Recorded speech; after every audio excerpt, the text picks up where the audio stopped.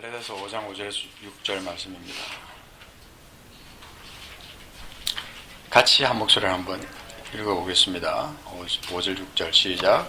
우리가 성령으로 믿음을 따라 의의 소망을 기다리노니 그리스도 예수 안에서는 할례나 무할례나 효력이 없으되 사랑으로서 역사하는 믿음뿐이니라. 아멘. 요한복음 8장에 보면은 예수님께서 자기를 믿은 유대인들에게 주님께서 말씀하셨잖아요. 너희가 진리를 알지니 진리가 너희를 자유케 하리라. 그러니까 진리를 알지니 진리가 너희를 자유케 하리라. 그 말씀의 그 대상이 누구냐면 유대인들이에요. 율법에 찌들어 있던 유대인들이에요. 율법이 아니면 도저히 살 수 없는 그런 사람들이 유대인이었는데 그 종교적인 유대인들 앞에서 주님이 진리를 알지니 진리가 너희를 자유케 하리라. 그리고 진리를 너희가 알 때 참 내 제자가 될 것이다. 주님이 말씀하시는데 그 말을 제대로 알아들은 사람이 과연 몇 명이나 될까 싶어요. 예수님 당시에 예수님 생애 가운데 그 자유를 예수님이 살아계신 동안에 예수님의 공생애 동안에 같이 있으면서 제자들도 그렇고 함께 했던 많은 사람들이 그 자유를 정말 자신의 자유로 받아들이고 그렇게 살았던 사람이 몇 명이나 될까? 그래 별로 많지 않았을 거라고 생각해요. 갈라디아서 5장 1절에 잠깐 보면 5장을 여는 그 서두에 그랬어요. 그리스도께서 우리를 자유롭게 하려고 자유를 주셨으니 그러므로 굳건하게 서서 다시는 종의 멍에를 매지 말라. 그 앞에 이제 4장에서는 그 4장 21절에 하갈과 사라 얘기가 나오면서 율법 아래 있는 여자, 그죠? 그리고 참 자유자, 육체를 따라 난 자, 성령을 따라 난 자, 이런 것을 이제 비교를 하고 있어요. 우리가 이 말씀을 이미 여러분 알고 계시라고 생각합니다. 정말 내가 그리스도 안에 있다고 하면서 이 자유를, 진짜 자유를 내가 누리면서 살아가느냐. 지금 이 시간 여러분들이 다른 생각하지 마시고 내가 정말 자유를 누리고 있는가 하는 것에 대해서 초점을 한번 맞춰보십시오. 우리 교회가, 우리 공동체가 정말 자유를 누리고 있느냐. 여기서 말하는 것은 이제 3절부터 쭉 보면은 무엇에 대한 자유냐면 사실은 율법이에요. 율법. 그래서 내가 할례를 받는 각 사람에게 다시 정언하노니 3절에 나오잖아요. 2절에는 보면 너희가 만일 할례를 받으면 그리스도께서 너희에게 아무 유익이 없다. 너희에게 아무 유익이 없다. 내가 할례를 받는 각 사람에게 다시 정언하노니 그는 율법 전체를 행할 의무를 받은 자다.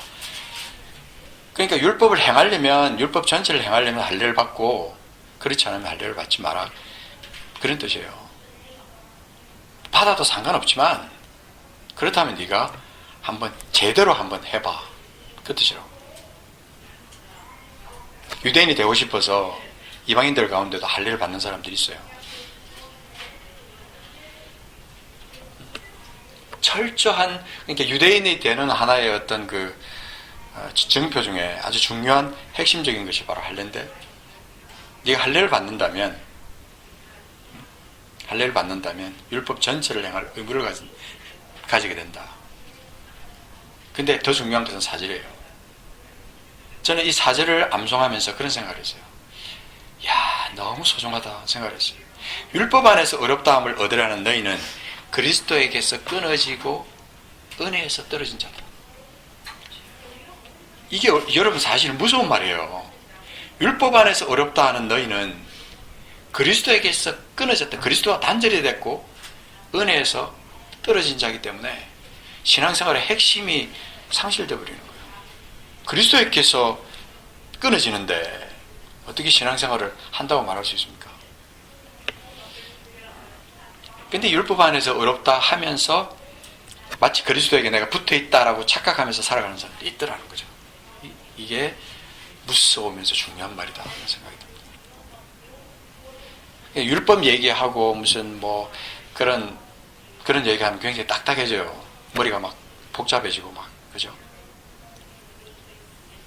근데 사실 우리 신앙의 색깔을 결정하는 어떤 중요한 게 있습니다. 그리고 신앙의 차원을 결정하는 중요한 것도 있어요. 그것이 바로 율법입니다. 사실은 율법을 어떻게 보느냐, 율법과 함께 어떻게 더불어 사느냐 하는 것이 성도에게 중요하다는 것입니다. 거기 6절 보십시오. 그리스도 예수 안에서는 할례나 무할례나 효력이 없다. 아무런 의미가 없다는 거죠. 그러나 사랑으로서 역사하는 믿음, 그거 하나밖에 없다라고 하는 것은 그것이 가장 중요하다는 뜻이에요. 사랑으로서 역사하는 믿음이라는 것이 과연 그것이 뭐냐? 저는 암송하면서 참 많이 묵상해 봤어요. 사랑으로서 역사하는 믿음뿐이다. 그것이 뭐냐? 뭔가 우리에게 어떤 보여지는 하나의 어떤 믿음의 모습이에요. 사랑으로서 보여지는 믿음, 사랑으로서 나타나는 믿음, 사랑으로서 움직이는 그 믿음, 그것이 율법 전체를 다 덮어버릴 수 있는 엄청난 힘이 있는 거예요. 그 고린도전서 13장에 나오는 우리 사랑, 그것은 그 킹제임스 성경은요, 그것을 charity라고 번역을 했어요. love라고 번역을 안 하고 고린도서 13장 킹제임스 성경을 보시면, 역본을 보시면 charity라고 표현하고 있어요. 그게 뭐냐면 아주 구체적인 행동이에요. love라 그러면 굉장히 추상적인 어떤 것이 될 수 있지만 charity로 딱 바꿔놓으면 이것이 뭐냐면 하나의 행동이 수반되는 굉장히 중요한 하나의 어떤 핵심적인 단어가 되는 거예요. charity. 그래서 이 사랑에 의해서 움직이는 믿음, 다른 말로 바꾸면 그렇게 되는 거예요. 사랑에 의해서 움직이는 믿음, 사랑으로서 역사하는 믿음, 그렇게 말하는데 그것의 본질은 뭐냐는 것입니다. 한번 생각해 보십시오. 그리고 사랑과 믿음의 관계가 뭘까? 사랑과 믿음의 관계가 뭘까? 이것은요, 우리의 삶의 초점을 어디에 두느냐는 것입니다. 어디에 두느냐? 우리가 율법적이 아니라고 말하면서도 우리도 모르게 자꾸 율법에다 초점을 맞추게 돼요. 주일날 오전 11시에 예배를 드리는 것이 사실은 굉장히 많은 교회가 다 그렇게 하고 있어요. 근데 그것이 마치 율법 비슷하게 되어버린 그런 경향이 있어요. 그래서 10시 30분에 예배 드리는 거, 여러분, 그 율법적인 거라도 깨어버린 거예요, 사실. 그건 하나의, 예를 들어서 말하지만요, 주일날은 우리가 옷을 화려하게 차려입고 와야 된다. 선데이 드레싱을 하고 와야 된다. 그것도 사실은 율법적인 거거든요.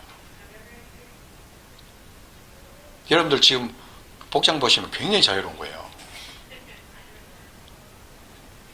이미 여러분들이 어쩌면 이 성경에서 말해주고 있는 이 로마서 3장과 4장에서 거듭해서 강조해주고 있는 율법과 은혜의 그 관계를 여러분들이 이미 벌써 알고 있는 것 같아요. 근데 오늘 주님이 왜 이 말씀을 제게 같이 이렇게 나누라고 하실까? 이유를 한번 생각해 봅니다. 그리스도에게서 끊어지고 그 은혜에서 떨어진다라고 하는 것은 굉장히 무서운 말인데, 그 무서운 것의 말의 의미를 깊이 생각해 본 사람은 생각해 보는 사람은 별로 없는 것 같아요. 그냥 지나치기 쉽죠. 율법 안에서 어렵다함을 받으라는 너희는. 그러니까 율법은 우리가 잘 아는 대로 우리를 결코 어렵다 할 수 없습니다. 어렵다 하는 것은 사실은 그 율법 안에서 어렵다 하는 것은 동물의 피로 제사를 드린다고 얻어지는 것은 결코 아니에요. 반드시 그리스도의 피공로가 있어야 한다. 동물의 피제사는 제사장을 통해서 그 죄가 일시적으로 가려지는 것이지만 예수 그리스도께서 자신을 제물로 드리신다는 그것의 그림자잖아요. 그죠? 그러니까 예수 그리스도 그분을 믿는 믿음만이 온전함을 이룰 수 있다. 근데 그 믿음도 그냥 단순한 믿음이 아니에요. 복을 바라는 믿음, 어떤 그런 것도 아니고 어떤 그 죽은 자를 살리는 믿음, 병자를 고치는 믿음, 그것도 중요하지만 그거 아니라 오늘 여기 그 앞에 붙어 있는 수식어, 사랑으로서 역사하는 믿음. 예수 그리스도를 어떻게 믿느냐, 그것도 포함되어 있고, 어떤 신앙생활을 하고 있냐, 그것도 포함되어 있고, 무엇을 소망하고 있느냐, 그것도 포함되어 있는 거예요. 내가 믿음을 가졌는데 무엇을 소망하고 있냐, 어떻게 살아가냐, 인생의 목표가 뭐냐, 여기까지 포함되어 있는 거예요. 수많은 사람들이 예수를 믿으면서 율법적이거나 축복을 지향하거나 형식적이거나 종교적이거나 전통적이거나 거기에 지나치게 치우친 사람들이 참 많이 있습니다. 온전한 믿음은 과연 무엇일까? 주님이 기뻐하실 만한 온전한 믿음은 무엇일까? 예수 그리스도입니다. 그분 해답이에요. 여러분, 사도행전 13장 38절 39절에 보면 이런 말씀이 기록되어 있습니다. 사도행전 13장 38절 39절에 13장 38, 39 누가 한번 찾아서 읽어주시겠습니까? 그러므로 형제들아 너희가 알 것은 이 사람을 힘입어 죄사함을 너희에게 전하는 이것이며 또 모세의 율법으로 너희가 의롭다 하심을 얻지 못하던 모든 일에도 이 사람을 힘입어 믿는 자마다 의롭다 하심을 얻는 이것이며. 아멘. 야, 복음의 핵심이 죄사함이라 그랬는데 이 모세의 율법으로 너희가 의롭다 하심을 얻지 못하던 모든 일, 굉장히 정확하게 팍 찍어주고 있어요. 모세의 율법으로 너희가 의롭다 하심을 얻지 못하던 모든 일에도 이 사람이 누구예요? 예수 그리스도. 예수 그리스도를 힘입어 믿는 자마다 의롭다 하심을 얻는 이것이니라. 바울 사도가 나오기 전에, 그죠? 이미 벌써 예수 그리스도 안에서 진리로 말미암아 자유를 얻는 그 모든 어떤 구원 얻는 그것에 대해서 베드로 사도와 또 수많은 하나님의 사람들이 이것에 대해서 얘기를 했을 거예요. 그런데 오늘 바울은 다시 여기서 분명하게 성도들에게 일러주고 있습니다. 이 사람을 힘입어 믿는 자마다 의롭다 하심을 얻는 이것이니라. 모든 선지자들과 사도들의 어떤 그 서신과 복음의 핵심이 뭐냐면 예수 그리스도 안에서 어렵게 되는 거예요. 그런데 왜 수많은 사람들이 예수 그리스도 안에서 어렵게 되는 거기에다가 초점을 두지 않고 왜 자꾸 다른 데다가 관심을 두느냐? 그 사탄의 전략이에요. 우리 생각을 흐리게 만드는 거예요.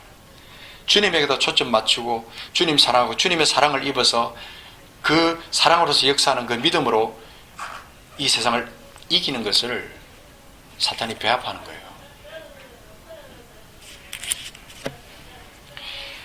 여러분, 이 로마서 2장, 3장, 4장 여러분 나중에 쭉 한번 보세요. 보시면 예수 그리스도 안에서 율법의 행위로 그의 앞에 의롭다 하심을 얻을 육체는 없다는 거죠.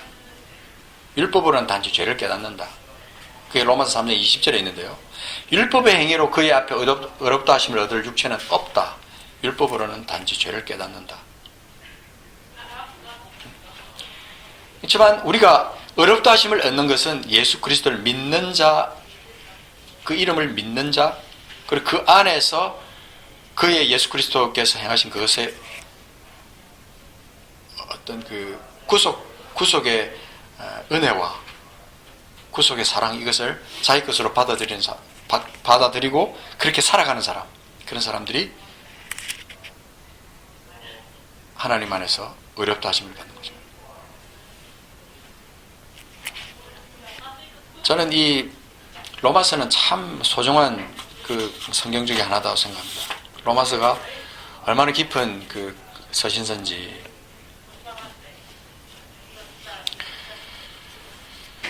그런데 여러분, 많은 사람들이 믿음과 행함을 연결시키지 못할 경우가 있어요. 믿음과 행함은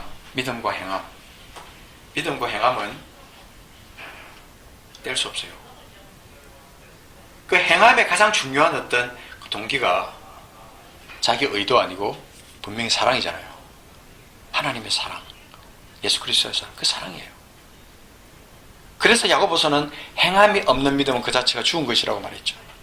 그리스도인의 행함의 바탕은 사랑입니다. 사랑이 없이는 결코 진정한 사랑의 행동을 할 수가 없어요. 진짜 어떤 그 사랑의 행동은 진짜 사랑이 그 속에 있어야 돼요. 가식적이고 대가를 바라는 사랑, 그것은 얼마든지 세상 사람도 할 수 있는 거지만 물에 마치 빵을 흘려보는 같은 그런 어떤, 내 이웃을 내 몸처럼 사랑하라 하신 주님의 말씀처럼 내 친척을, 내 형제 자매를 네 혈육을 그렇게 사랑하라고, 너처럼 그렇게 사랑하라고 말씀하신 게 아니라 내 이웃을 내 몸처럼 사랑하라는 그 말씀 속에는 굉장히 중요한 의미가 있는 거죠. 무엇인가 너희가 가식적인 사랑 말고 진짜 사랑, 네가 도대체 어떤 존재인데, 네가 도대체 어떤 사람인데 너를 위해서 예수님이 십자가에서 죽었니? 그 사랑 생각하면 그저 감격밖에 일어나지 않는 거죠. 그거 묵상하면 그 사랑의 본질 앞에 내가 어떻게 내가 가식적인 사랑을 할 수 있겠느냐는 것이죠.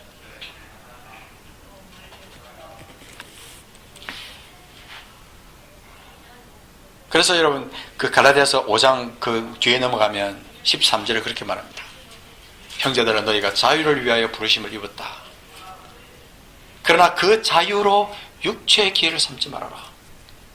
그 자유로 육체의 기회를 삼지 말아라. 사랑으로 서로 종노릇하라는 거예요. 사랑으로 서로 종노릇하라는 거예요. 여기는 아주 구체적인 어떤 행동, 지침이 여기 나와 있어요. 육체의 기회를 삼지 말라. 육체가 뭘 원해요? 자랑하는 걸 원하는 거잖아요. 육체는 뭘 원해요? 자기 자신을 드러내는 걸 원해요. 육체는 뭘 원해요? 편한 걸 원해요. 내 거를 원하는 것이 육체예요. 육체의 기회를 삼지 말고 오직 사랑으로 서로 종노릇하라는 거예요. 서로 종노릇하라. 이게 얼마나 중요한 진리인지 제가 묵상하고 암송하고 암송하면서 그렇게 가슴속에 요즘 이것이 얼마나 그쪽으로 오늘 제가 설교를 한다기보다 그냥 제가 간증하는 거예요. 간증. 제가 함께 하나님 앞에 받은 어떤 영적 감동을 여러분과 같이 나누고 싶은 거예요. 그래서 14절은 그렇게 말합니다. 온 율법은 내 이웃 사랑하기를 내 자신같이 하라 하신 한 말씀, 그 한 말씀에서 이루어졌나니 너희가 만일 서로 물고 먹으면 피차 멸망할까 조심하라. 근데 여러분 이 말씀대로 모든 교회가, 모든 그리스도인들이 이렇게 살면 좋겠는데 이렇게 살지 못해요. 수많은 교회가.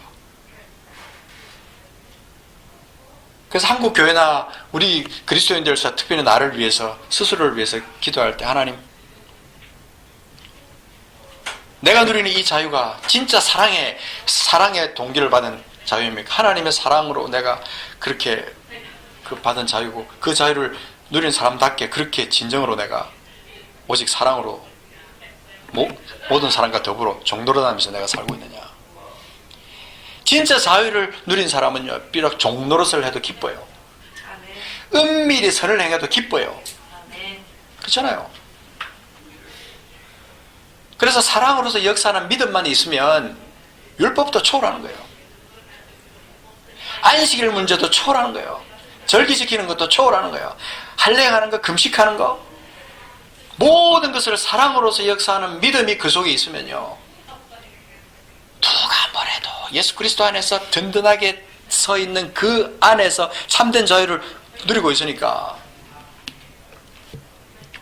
다른 사람들에게 안식일 문제가 이슈가 되지만 나는 이슈가 안 돼요. 왜 그렇습니까? 안식일을 지으신 그 하나님의 그 본 마음을 아니까, 하나님 왜 이 말씀을 하셨는지, 왜 이 명령을 우리에게 했는지를 아니까 종교적으로 율법적으로 안식일을 지키지 않는다는 거예요. 이게 중요한 겁니다.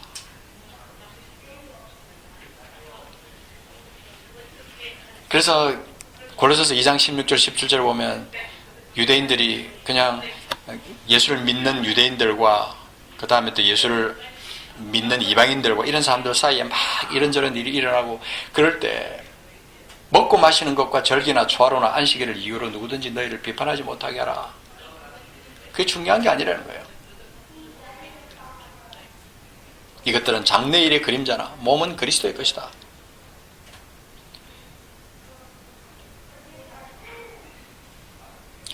제가 이 성경을 보다가 그 이사야 56장 6절 7절 말씀에서 참 우리 같이 나누고 싶은 말씀이 있어서 제가 같이 좀 나누고 싶습니다. 물론 알고 계시겠지만 이사야 56장 6절 7절 말씀입니다. 여기에 우리가 지금 오늘 같이 나누는 그것과 연관된 말씀이 있습니다. 자, 같이 한번 읽어보겠습니다. 56장 6절 7절입니다. 시작. 또 여호와와 연합하여 그를 섬기며 여호와의 이름을 사랑하며 그의 종이 되며 안식일을 지켜 더럽히지 아니하며 나의 언약을 굳게 지키는 이방인마다 내가 곧 그들을 나의 산성으로 인도하여 기도하는 내 집에서 그들을 기쁘게 할 것이며 그들의 번제와 희생을 나의 제단에서 기꺼이 받게 되리니 이는 내 집은 만민이 기도하는 집이라 일컬음이 될 것이니라. 여기 보면요, 그 안식일을 지켜 더럽히지 아니하면 나의 언약을 굳게 지키는 이방인이라는 표현이 나오는데, 유대인뿐만 아니라 모든 열방에 있는 이스라엘뿐만 아니라 열방에 흩어져 있는 모든 이방인까지도 여호와의 이름을 알고 여호와를 믿는 그런 사람들은 유대인처럼 안식일을 지키고 더럽히지 아니하고 나의 언약을 굳게 지키는 그런 사람들이었어요. 그런 이방인들이었어요. 근데 그들을 유대인만이 아니라 그들을 하나님의 성산으로 인도하여 기도하는 내 집에서 그들을 기쁘게 할 것이다. 그들이 드리는 번제와 그들의 희생을 나의 제단에서 기꺼이 받게 될 것이다. 그렇게 말합니다. 예수 그리스도 오시기 전에는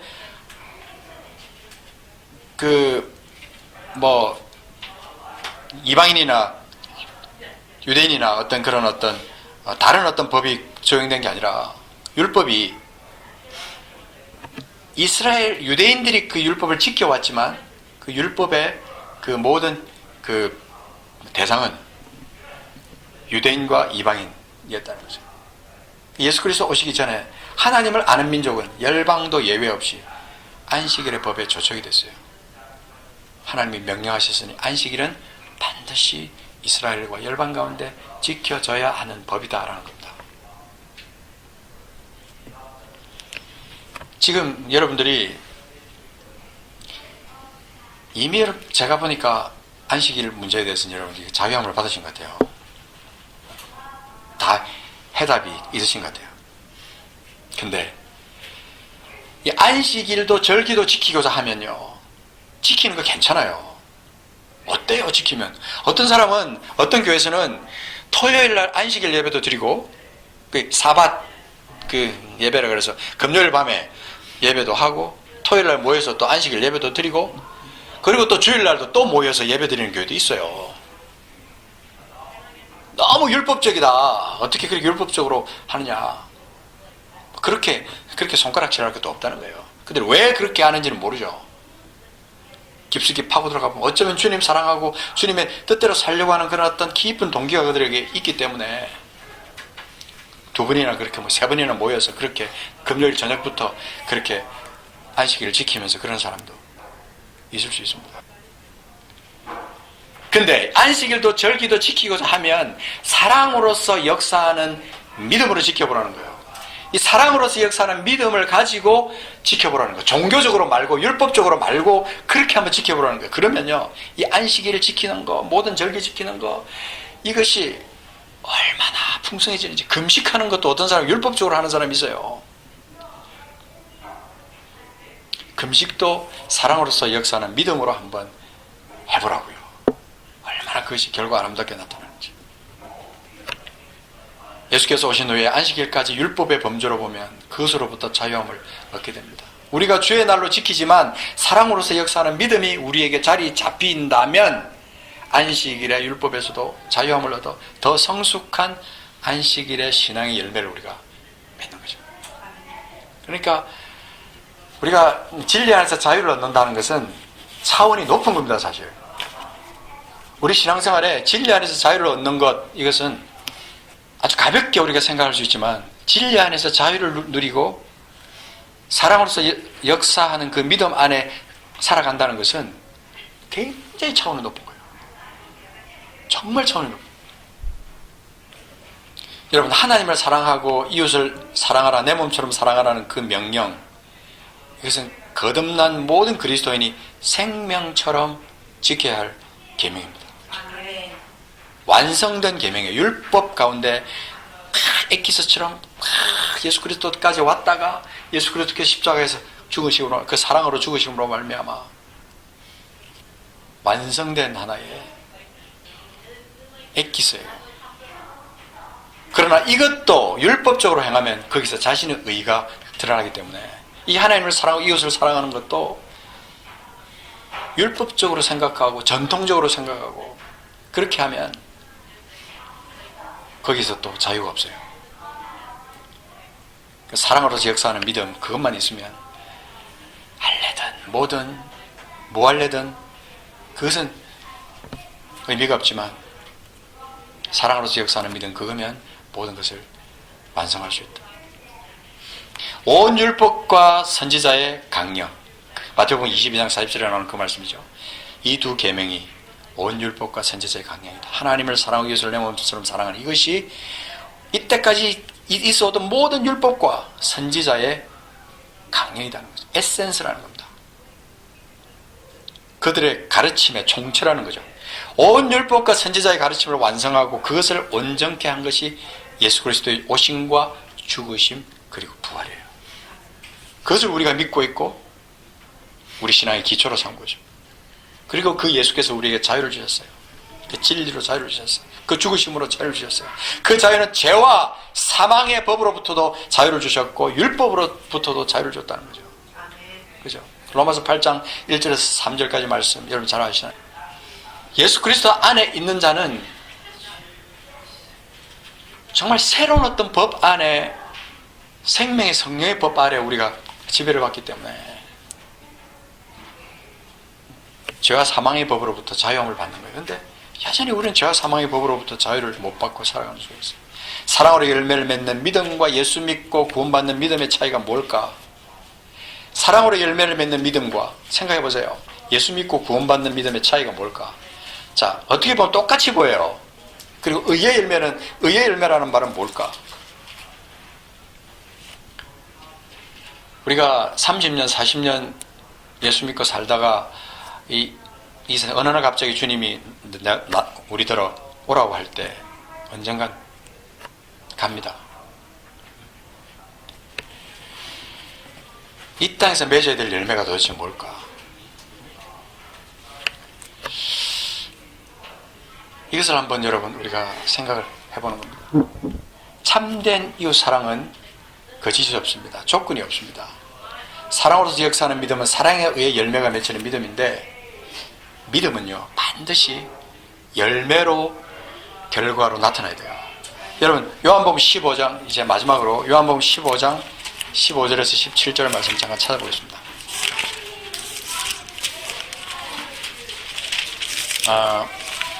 제가 처음에 이 요한복음을 이제 암송도 하고 이렇게 하면서 이 말씀을 제가 묵상하면서 참 이해가 되지 않던 부분이 이 부분이었어요. 요한복음 15장 15절에서 17절. 이제부터는 너희를 종이라 하지 아니하려니 종은 주인이 하는 것을 알지 못함이라. 너희를 친구로 하였노니 내가 내 아버지께 들은 것을 다 너희에게 알게 하였습니다. 오늘 말씀과 연결이 되어 있습니다. 16절. 너희가 나를 택한 것이 아니요 내가 너희를 택하여 세웠나니 이는 너희로 가서 열매를 맺게 하고 또 너희 열매가 항상 있게 하여 내 이름으로 아버지께 무엇을 구하든지 다 받게 하려 함이라.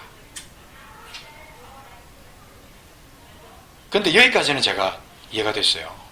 명쾌하게 이해가 됐어요. 근데 17절 말씀에서 이것이 연결되는 말씀이냐, 그냥 하늘에서 뚝 떨어진 말씀이냐, 동떨어진 말씀이냐고 제가 계속해서 질문할 수밖에 없었던 그 말씀이 17절인데, 내가 이것을 너에게 명함은 너희로 서로 어떻게 해요? 사랑하게 하려 함이라.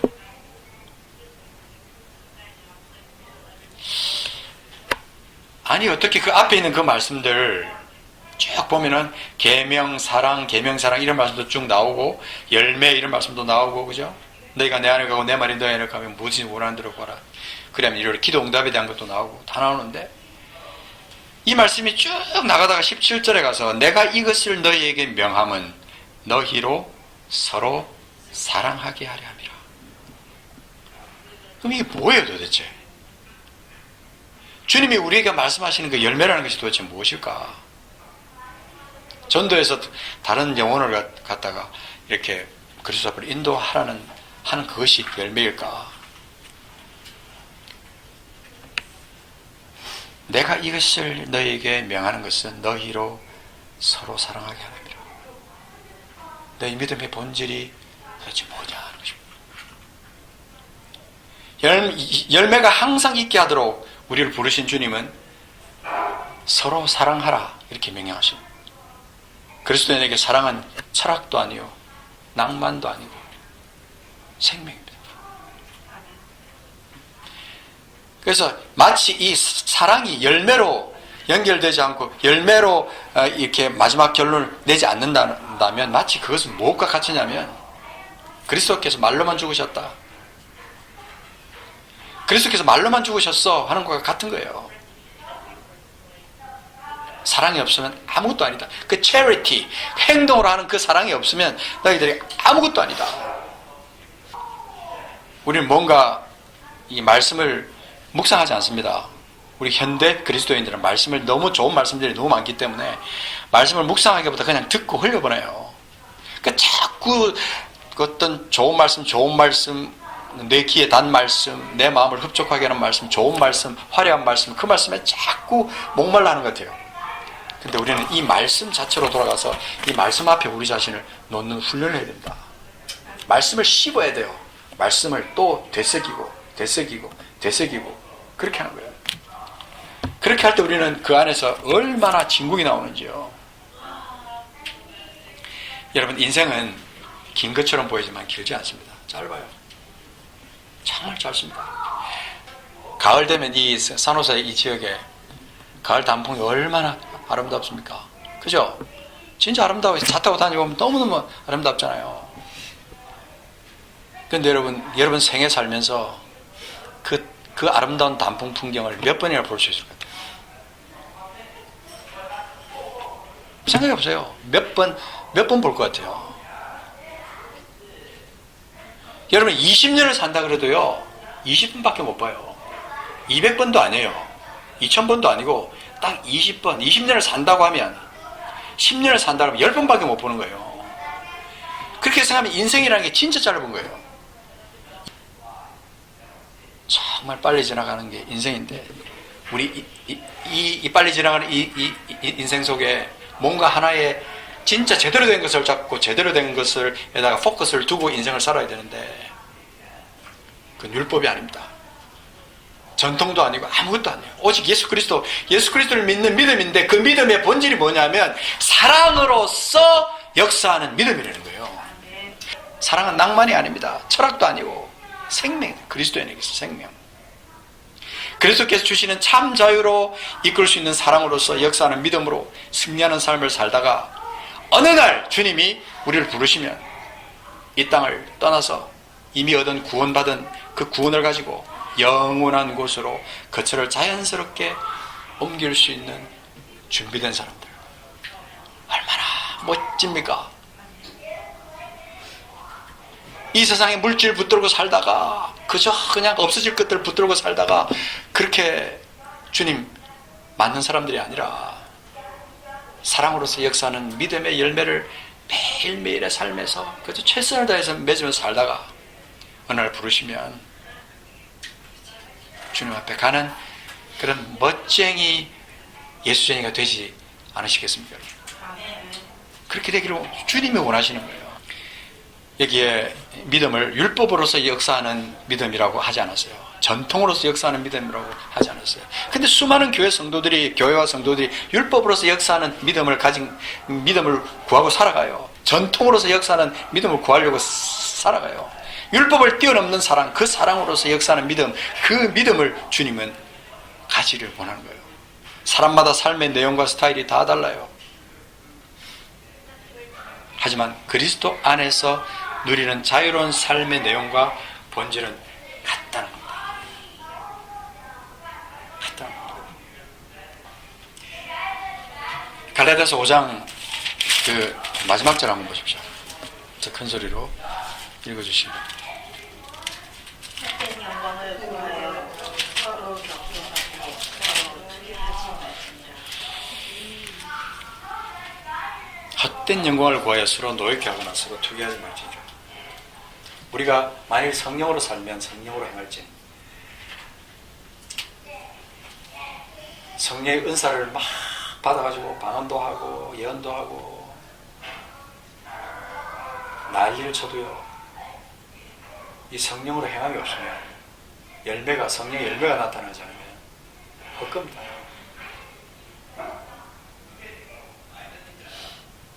율법적으로 아무리 완전한 삶을 살아도요, 이 사랑으로서 역사하는 믿음이 없으면, 그 열매가 우리에게 나타나지 없으면 사실 아무것도 아닙니다. 그 자리에 일어나셔도 괜찮고요, 그냥 앉아 계셔도 괜찮고, 자리에 무릎을 꿇어도 괜찮고, 자세는 중요하지 않습니다. 그러나 오늘 말씀으로 우리 한번 생각해 봅니다. 오직 사랑으로서 역사하는 믿음밖에 없다. 아버지, 어떤 율법도 우리를 자유롭게 할 수 없고, 우리를 어렵다 할 수 없고, 이 시간 우리가 한번 주님 앞에 우리 자신을 돌아봅니다. 내 삶 가운데 사랑으로서 역사하는 믿음, 그 열매가 내 삶 가운데 맺히면서 살고 있는 것. 주여,